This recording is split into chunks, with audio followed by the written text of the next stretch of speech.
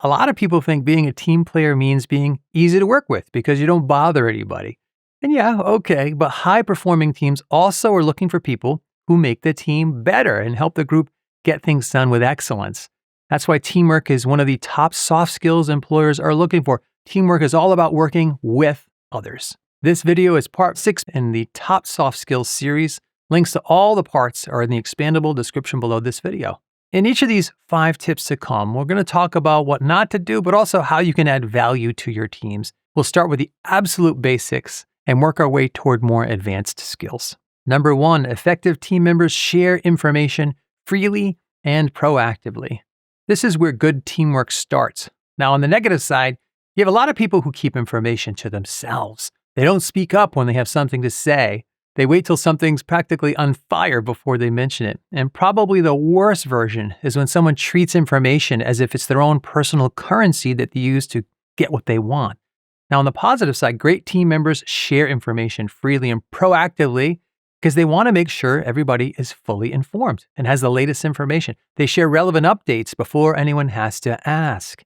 They don't assume you've already heard about it through another channel, for example. They flag potential risks. They speak up when something is on their mind. And it sounds a little bit like this. Hey, I have an important update. The client just changed the scope of the project on us, and this could influence Friday's deadline, so we need to talk about it. And of course, they realize that information doesn't belong to them. Information belongs to the overall team. Great team members communicate information simply, clearly, and early. Number 2, they're committed to the group's goals. And we're still talking about the basics here. Good team members focus on what the group is trying to accomplish. This is what you call a team-first approach, not a me-first approach. On the downside of team experiences, some people see themselves as individuals who just happen to work on a team. I've seen this a million times in meetings. They lean in and show energy when the topic is about something that touches on their area of work, but they tune out and look at their devices when other people are talking. Even worse, they may be using the team to pursue some other agenda or use the team as a stepping stone.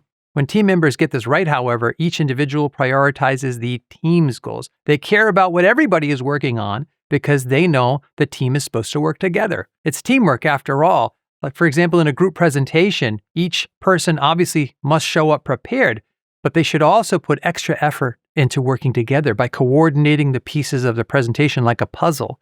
They make suggestions to help others enhance their parts. They set each other up for success and help each other look good. I heard a story about how Robert Downey Jr. did a long audition scene with Tom Holland, who was about to get hired as Marvel's new Spider-Man at the time. In the audition scene, Tom Holland had pages of dialogue, but once they got to the movie set months later, most of Tom Holland's dialogue had been cut. But to his credit, Robert Downey Jr. said something like, "We've got to put the kids' lines back in here." He knew that even though the scene would focus mostly on Peter Parker instead of Tony Stark, the overall movie would be better that way. Great team members work in the service of the overall goal to deliver a project they can all be proud of. They know that the team's success is their success. Number 3, good team members have a collaborative orientation instead of a competitive orientation. We're starting to level up now in terms of skill because this is where you start to see real trust develop, at least potentially. Now, on the negative side, some people see others on their own teams as internal competitors. I worked with someone who used to do all kinds of things to put themselves above others and try to create a mini status hierarchy within the team instead of seeing people as equals. I've seen bad team members hoard information or opportunities that could benefit others. They keep score because they mistakenly believe that the team is somehow taking away from them. But a collaborative orientation is the teamwork glue that binds the group together. A collaborative mindset says that 2 heads are better than 1. Collaborative people listen to and integrate other people's perspectives. They say things like, "What if we combine your idea to address the constraint Mike just mentioned?" They look for ways to help teammates succeed. The best team members I've ever worked with share credit generously on projects. They know that collaboration will usually work better than individual efforts. That's the reason I think most classic rock groups did better together than they did when they pursued their solo projects. From what I understand, Paul McCartney and John Lennon used to consistently add a bridge or a chorus or an intro to each other's songs in ways that made them much better than they would have been otherwise if they had just kept each song only to themselves. I love the way author and speaker Ken Blanchard put this same idea. None of us are as smart as all of us, and great team members embrace that collaborative spirit. Number 4, they manage conflict constructively. So we're getting into some advanced team skills now. You've probably experienced your fair share of unhealthy conflict. It creates drama and stalls everything out. There are at least 2 negative, unhelpful responses to conflict. On the one hand, people avoid it completely. I knew someone who used to nod along in the moment but then complain later, usually to someone who can't do anything about it. On the other hand, they sometimes take disagreements personally, and that usually makes things much worse. But the point is, strong team players don't do that. In fact, they expect to disagree, at least sometimes. They accept that some level of conflict is normal. I love this quote from George S. Patton that I came across recently. He said, "If everyone is thinking alike, then somebody isn't thinking." The difference then is that great team members know that when they handle conflict well, it often makes the quality of work better and even strengthens the long-term team cohesion.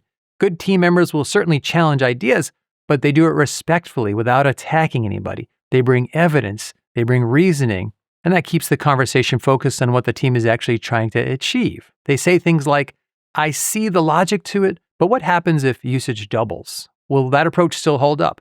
Or they say, "I don't think we'll agree on this in the abstract. I suggest we test both approaches, and I'm willing to go in whatever direction the results point." So great team members level up their skill to make sure they handle everyday disagreements and potential conflicts productively instead of personally. Number 5, effective team members are adaptable to the team needs. In some ways, this is at the highest level because teams have to stay effective when things change. And many people don't like change, but priorities shift. People leave, deadlines move. On the negative side is a rigid approach. People who don't adapt well often say things like, "That's not my job," or "That's not what we agreed to." They often hold tight to the way things were, or their old plan, or their old role when the situation has clearly moved on. On the positive side, adaptable team members adjust to the new reality based upon what the team actually needs right now. Great team members step up when there's a gap, and they step back if someone else should lead. They take feedback well, and when something changes, they roll with it instead of fighting it. They say, "I can take over client communication this week, so nothing drops while your head is down working on the big launch." Or they say, "I'll handle it. If this is the priority now, I'll pivot." Great team members adapt because that's the reality of all teamwork. So there you have it, the 5 behaviors that separate the people who might say they're team players from the ones who actually make their teams better. Nobody I know automatically is great at this right from the start. So just pick 1 or 2 that stand out for you and work on that all week. And then next week, pick another skill from the list and work on that one. That's how real change happens, one step at a time. Be sure to take a look at all the other parts of this series on the top soft skills employers want you to have. There's links in the description below to each of them. Until next time, thanks, God bless, and I will see you soon.